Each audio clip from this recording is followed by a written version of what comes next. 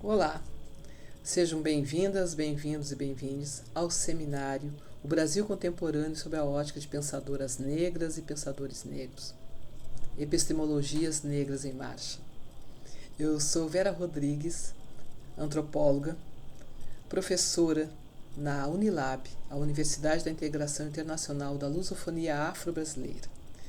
A Unilab é uma universidade pública localizada no Nordeste do Brasil, nos estados do Ceará e da Bahia. Eu estou no estado do Ceará, onde eu atuo na graduação e na pós-graduação, especialmente nos cursos do bacharelado em Humanidades e no curso de Antropologia. E é nesse contexto que emerge uma proposta de uma epistemologia negra que eu quero compartilhar aqui com vocês. Bom, que proposta é essa? Essa proposta ela emerge de um contexto em que nós procuramos atentar para a subjetividade de sujeitos negros e negras do Brasil e da diáspora, bem como perceber como o impacto das ações afirmativas com o ingresso de estudantes negros e negras tem moldado uma agenda de ensino, pesquisa e extensão atenta a esses sujeitos, atenta às demandas, atenta ao que eu chamo de o chão do vivido. Porque até então, acredito que ninguém ignore, é hegemônico um pensamento eurocêntrico que não necessariamente percebe sujeitos fora desse eixo como produtores e produtoras de conhecimento em nível igualitário. Pois bem, nós estamos aqui para tentar repensar isso e compartilhar essa experiência. A experiência que eu lhes digo, ela vai ao encontro de algo que eu venho formulando já há algum tempo e procurando consolidar na minha atuação como docente e pesquisadora. Trata-se de uma dinâmica que eu coloco em um tripé, que eu nomeio que é o afeto, a teoria e a política. E é justamente epistemologias negras, para mim, elas precisam ir ao encontro desse tripé. E por quê? Vejamos a primeira coisa, em relação à dinâmica, à questão do afeto. Na nossa formação acadêmica, somos ensinadas, que a ciência é neutra, que o posicionamento de uma cientista é neutra, que ela não está posicionada socialmente, ela apenas produz ciência. E a ciência parece essa coisa etérea, que não é atravessada por relações de poder. Inclusive, como eu estou fazendo agora, eu estou enfatizando uma cientista, eu estou falando especialmente de mulheres e de mulheres negras. Isso nos traz um prejuízo à nossa formação, eu diria. Porque nós aprendemos que temos que nos desvencilhar de todas as nossas subjetividades que perfazem aquilo que nós somos.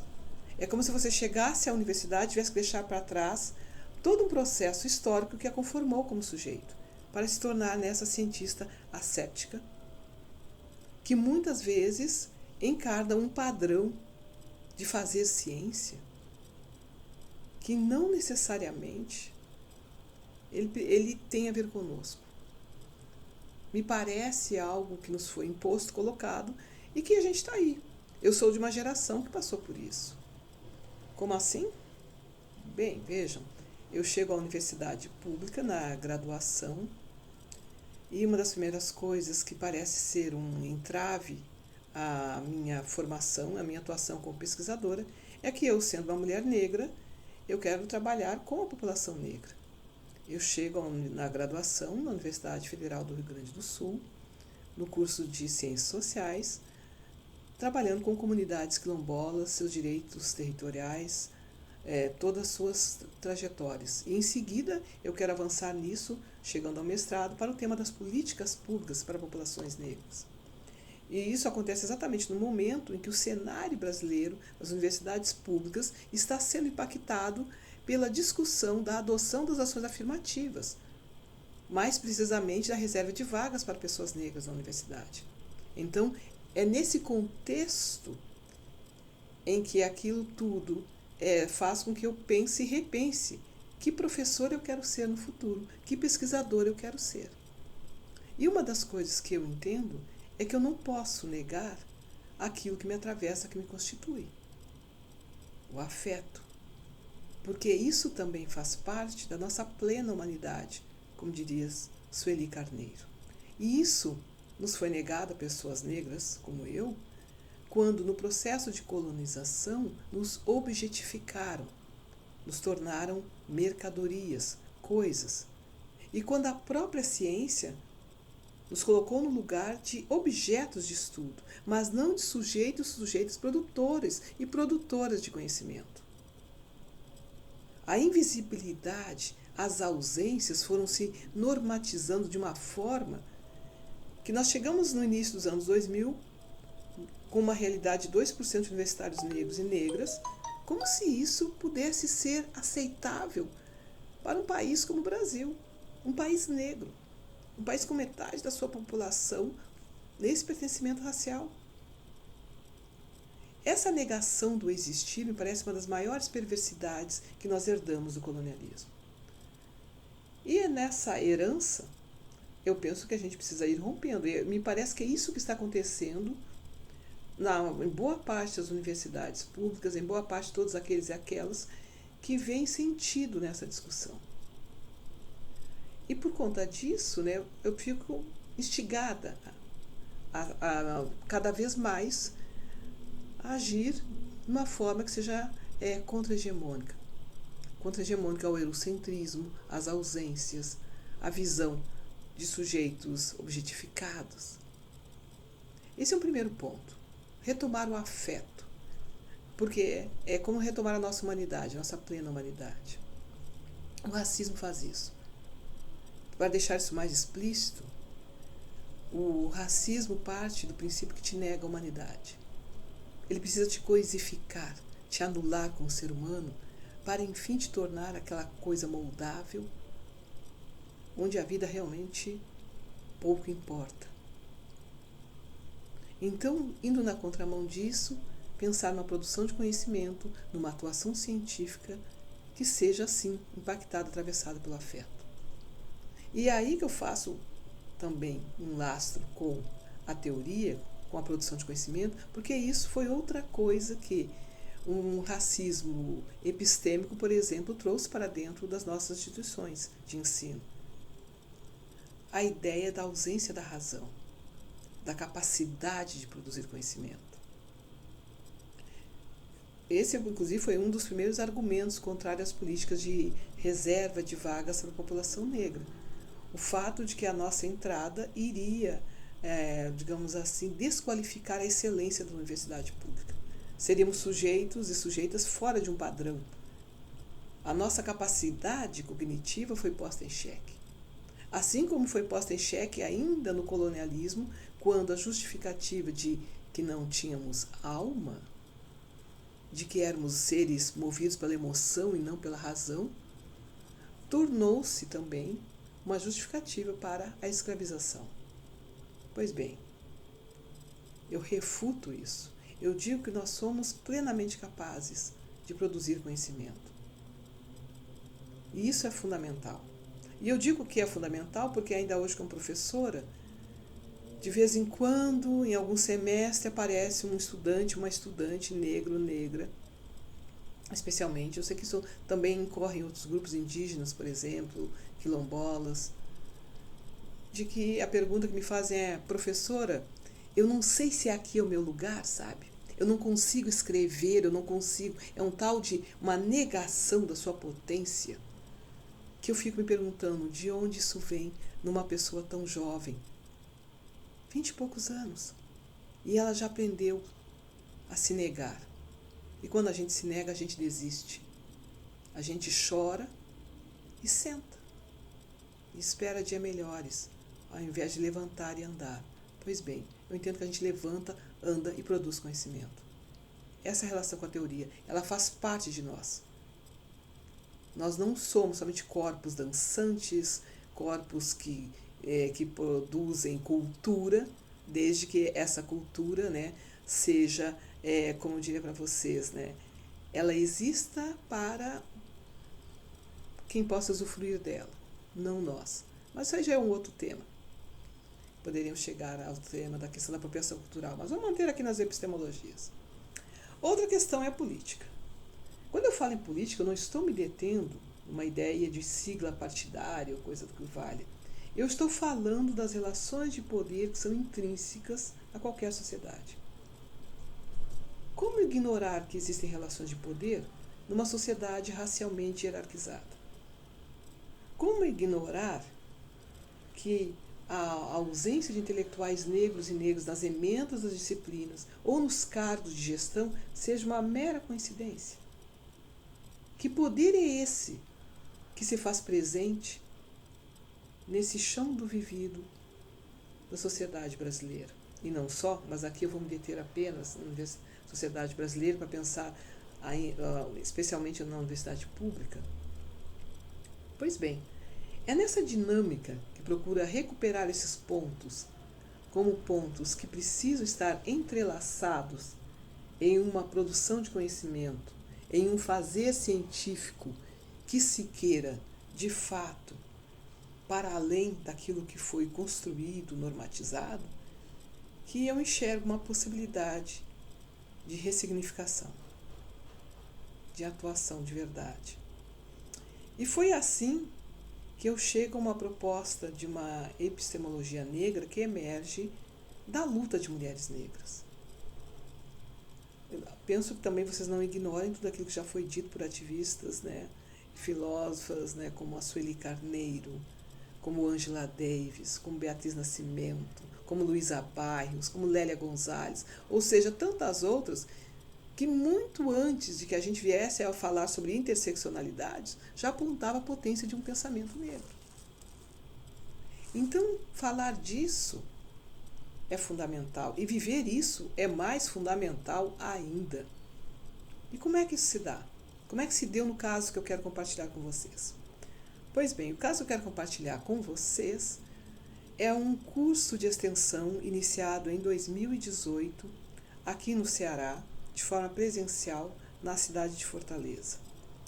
Esse curso se chama Mulheres Negras Resistem, Processo Formativo Teórico e Político para Mulheres Negras. Quando esse curso emerge, ele se dá em um contexto de dor, de revolta, e que não está distante de nada disso que eu falei anteriormente. Nem da teoria, nem da política, nem do afeto, nada disso. Eu estou falando do assassinato da cientista social e política Marielle Franco. Eu acho bom enfatizar que ela era uma produtora de conhecimento também, inclusive para que a gente leia Marielle Franco. Ela deixou uma dissertação muito bem-vinda sobre segurança pública, um artigo que faz uma análise também muito bem-vinda sobre o golpe de 2016, que retirou Dilma Rousseff do governo, e de como existe potência e criatividade nas periferias das grandes cidades, mas não só, a gente pode estender isso às comunidades quilombolas, indígenas, ou seja, ela tem um trabalho muito bom falando sobre mulheres negras e também mulheres periféricas. Pois bem, quando ela é assassinada, eu estou em sala de aula. E então, ao estar em sala de aula, quando eu chego em casa, eu fico sabendo do ocorrido. E ao saber disso, pelas redes sociais, pela internet de forma geral, eu reconheço pessoas que, ao falar sobre a morte dela, evocam uma trajetória que me era familiar. Embora eu não a conhecesse, mas a trajetória de uma mulher negra que se debruça sobre o conhecimento, sobre as lutas sociais, ela é algo que a gente se reconhece minimamente. E desse lugar de uma morte, de uma vida interrompida, eu fiquei pensando, e agora o que fazer com isso? Eu, professora, eu, mulher negra. Foi aí que emergiu esse projeto, um curso de extensão, que fosse uma possibilidade de evidenciar protagonismo feminino e negro numa sociedade que nega essa potência, e também de uma produção de conhecimento que tivesse outro formato. E esse formato é o seguinte, é um curso pensado de, para e com mulheres negras. Pensem na produção de conhecimento das novas epistemologias que surgem a partir disso. Esse é o momento que a gente se encontra agora. Porque depois de, basicamente, né, desde 2018 para cá, são quase 6 anos, né, atuando. Todo ano nós abrimos um edital, fazemos uma seleção de mulheres autodeclaradas negras, atuamos em um espaço cedido, com aulas quinzenais, em que convidamos intelectuais, mas não só, tem intelectuais, tem empreendedoras, mulheres da área da saúde, do direito, da educação, de várias áreas, lideranças comunitárias, que vão compartilhar com as nossas cursistas suas experiências. E ao final do curso, essas cursistas apresentam um projeto, que pode ser um projeto de intervenção social ou um projeto, por exemplo, mais ligado ao mundo acadêmico, ingressar na pós-graduação. E nós estamos fazendo isso desde 2018. Eu vou compartilhar com vocês agora algumas imagens sobre isso. Então saibam, né, retomando, que esse curso ele se inicia em 2018, nesse contexto dessa vida interrompida de uma mulher negra.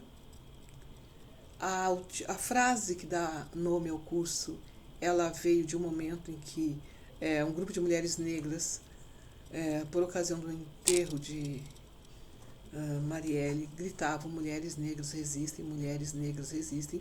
Eu nunca consegui esquecer isso. Isso ficou marcado. Eu pensei, é isso. Mulheres negras resistem. Não porque somos guerreiras encapsuladas numa ausência de fragilidades. Não se trata disso.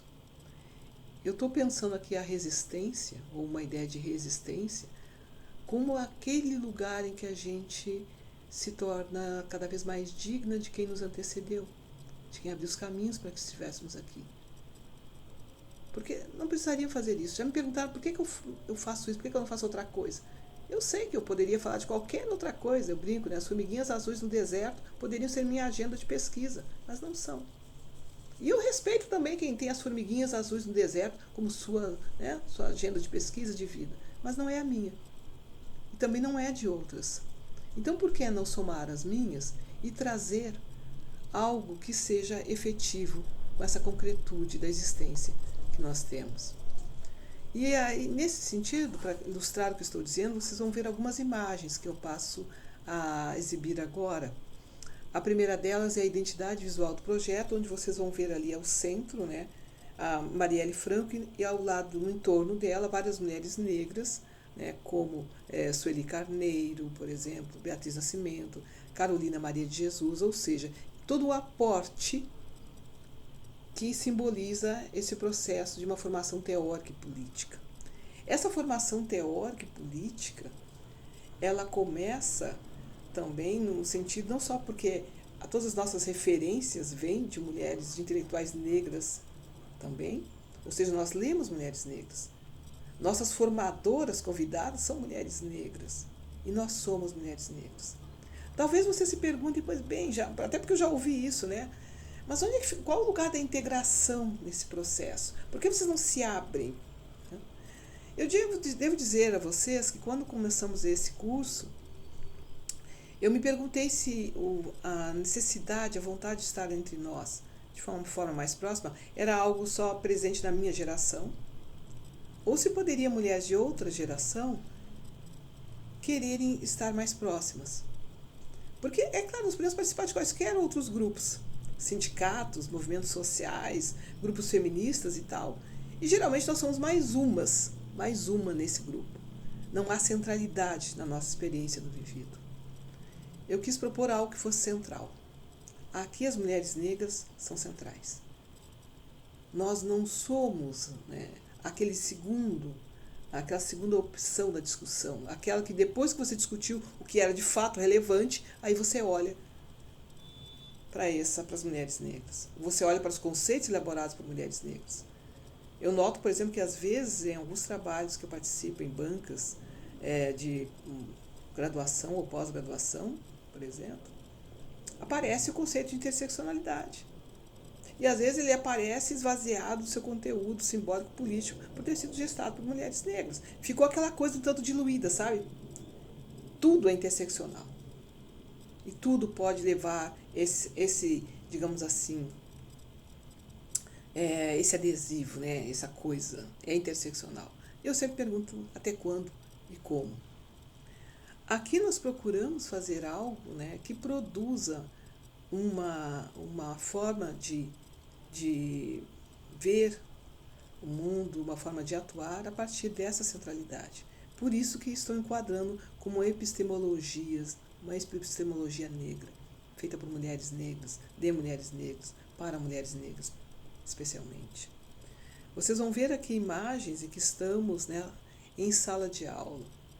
Uma das primeiras imagens estou eu, juntamente com a professora Luanda Cito, que é linguista, atuante no contexto colombiano e que demarca uma maneira de pensar linguagem e relações raciais a partir desse foco, um pouco dessa diretriz.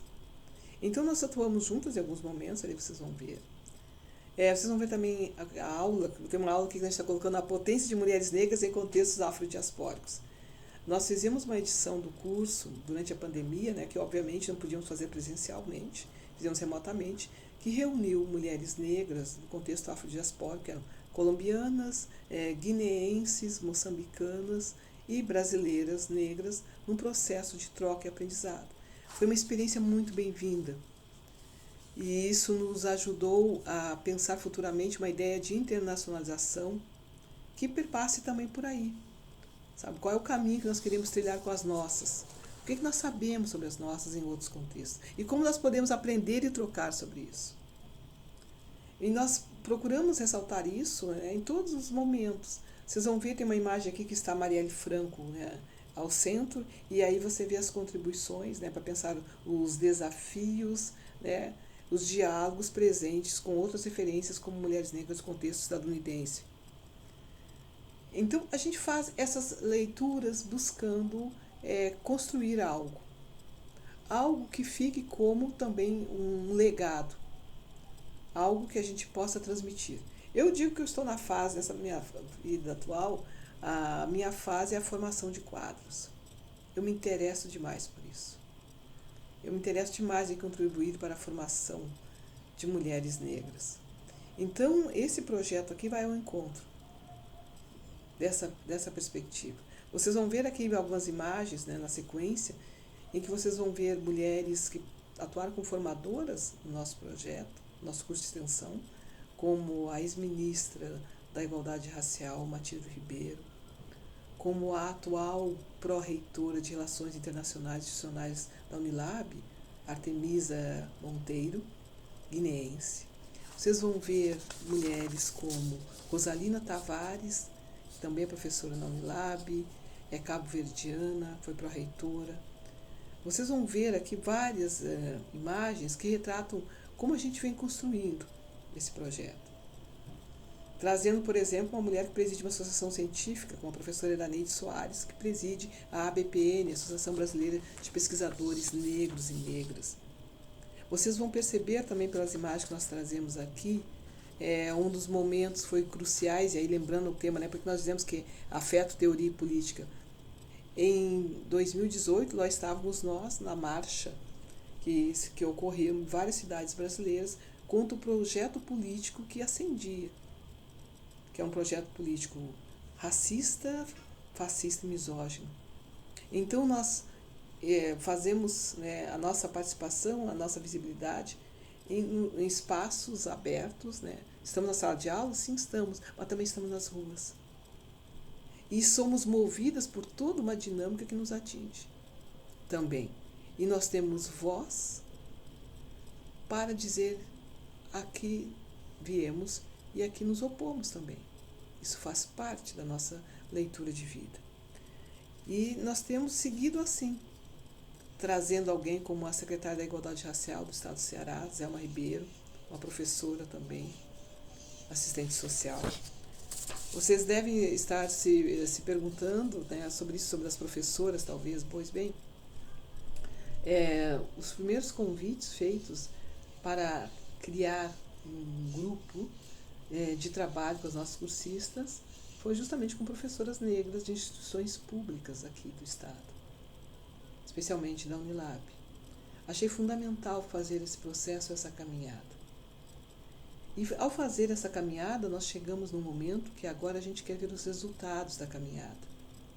Vocês vão perceber que, por exemplo, lá pelos últimos slides, slide número 14 aqui, se não me engano, há fotos das cursistas, das últimas turmas agora desse ano. E agora vamos partir para a apresentação dos projetos dessa turma. Cada turma, ela apresenta ao final do curso, né, quais são seus projetos, né, como devolutiva social. E imaginem, né, que a gente trabalha nisso o tempo todo, a gente trabalha de março a novembro no curso. Quando chega o final de novembro, início de dezembro, os projetos são apresentados à sociedade, no formato de um seminário, alguma coisa que a gente, né, produz para isso. Pois bem, no próximo ano, o que nós queremos fazer em 2024 é não oferecer uma nova edição do projeto, mas a gente fazer uma parada para produzir uma pesquisa ampla sobre o que foram esses anos todos de formação teórica e política dessas mulheres. Onde elas estão? O que estão fazendo? Como estão exercendo seu protagonismo feminino e negro? Nós sabemos que há mulheres que estão, por exemplo, no poder público, que ocuparam cargos em mandatas coletivas, outras que ingressaram em pós-graduação, estão desenvolvendo projetos que têm diálogo muito forte com aquilo que nós trouxemos durante o curso. Então, nós queremos fazer esse levantamento e apresentar uma grande devolutiva para a sociedade do que foi feito nesses anos de curso, de 2018 até 2023. Então, esse é o grande desafio que nós teremos agora. Que epistemologia negra nós fizemos? Onde nós estamos atuando e como estamos atuando? Eu espero, em algum momento, poder compartilhar com vocês o resultado dessa pesquisa, né, que vai exatamente por aí, epistemologias negras, como uma resposta a tudo que vivemos. Creio que isso dá uma vitalidade, dá uma potência a mais, especialmente aqui eu vou me dirigir a jovens pesquisadoras, negros e negras especialmente, para que atentem da sua potencialidade, para que atentem na sua capacidade cognitiva, para que atentem no legado que carregam não como um peso. Não se trata de um peso.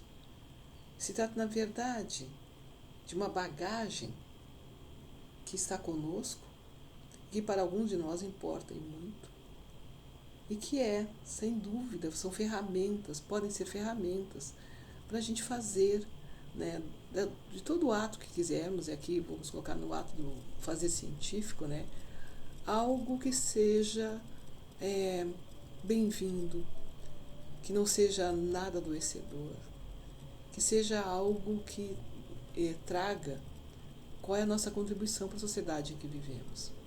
E essas epistemologias negras, que elas se espalhem, que vocês leiam, conheçam, produzem mais e mais, com uma base epistemológica em que se reconheçam. É disso que nós estamos falando. Onde nós nos vemos? Nós sabemos de onde viemos e para onde vamos? Essa pergunta retórica antiga, pode ser vista assim, também é uma pergunta que fala da nossa formação. Para algumas, talvez o que estejamos fazendo a falar de epistemologias negras seja uma confusão entre militância e uma atuação científica, que devem ser distintas. Como se não houvesse um atravessamento entre o político, o científico e o afetivo. Eu não tenho problema algum em dizer que sou egressa do movimento social negro. Esse movimento social negro foi a minha primeira escola de formação afetiva, teórica e política. E essa escola de formação afetiva, teórica e política me trouxe até aqui com vocês. Se hoje participo desse seminário aqui promovido pelo Centro de Estudos Afro-Latino-Americanos da Universidade de Harvard, é porque um dia eu acreditei que era possível fazer alguma coisa e compartilhá-la cada vez mais no sentido mais amplo. Na minha universidade no Brasil, aqui, onde quer que eu esteja, eu sei que dos compromissos que tenho. E acredito muito que as nossas cursistas também o saibam, porque é isso que nós estamos fomentando. Então pensem nessas epistemologias, aceitem ou procurem pensar ao menos sobre isso, sobre o convite, desafio para serem produtoras e produtoras de conhecimento, que, no caso, ao se reconhecerem como pessoas negras, façam disso também uma fonte crítica, criativa de produção de conhecimento. Sigamos. Grata pela atenção.